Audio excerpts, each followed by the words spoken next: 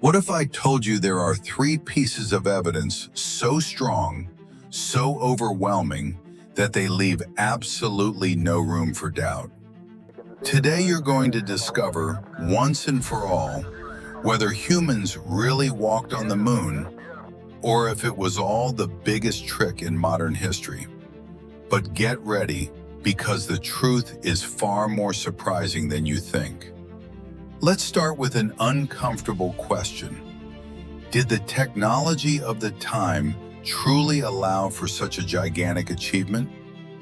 Most people think it didn't, but that belief is completely wrong. In 1956, a group of brilliant minds led by John McCarthy created something that would forever change the destiny of humanity: artificial intelligence. While many people believe AI was born in the 2000s, it was already being studied back when cars still had those iconic tail fins. And in 1965, a computer called ELIZA was already talking to humans in a way that shocked the scientific world. So make no mistake, technology was never the problem. In fact, it was far more advanced than the public ever knew. Now pay very close attention. The moon landing wasn't just a scientific spectacle, it was a military operation. Some of the biggest U.S. defense contractors were involved, including one that most people don't even know exists: the aerospace giant Lockheed Martin. They created skunkworks, the secretive, ultra-advanced, highly experimental division responsible for some of the most extraordinary military and aeronautical projects ever made. This division is so advanced that 85% of what they build is never revealed to the public. They are always 20 years ahead of everything we see. I repeat, 20 years.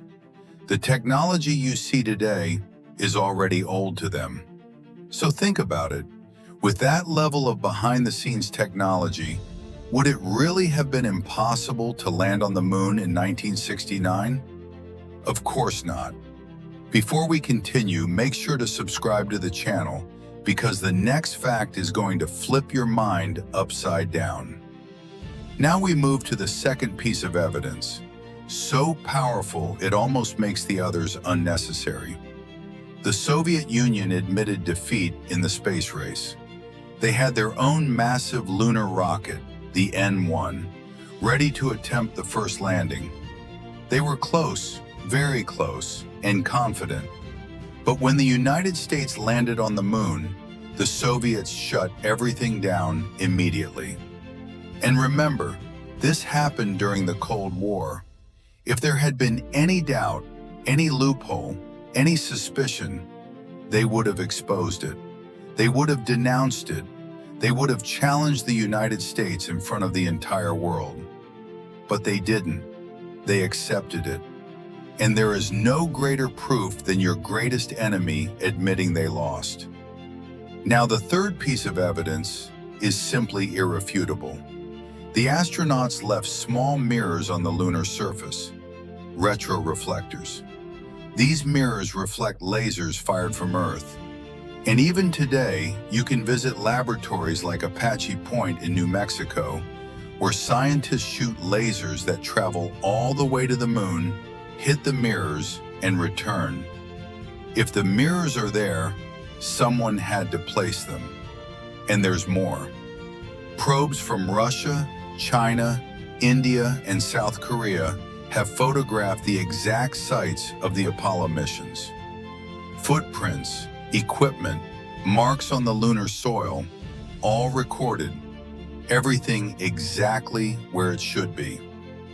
After these three facts, the question completely changes. It's no longer, did humans really go to the moon? The real question now is, how can anyone still deny it?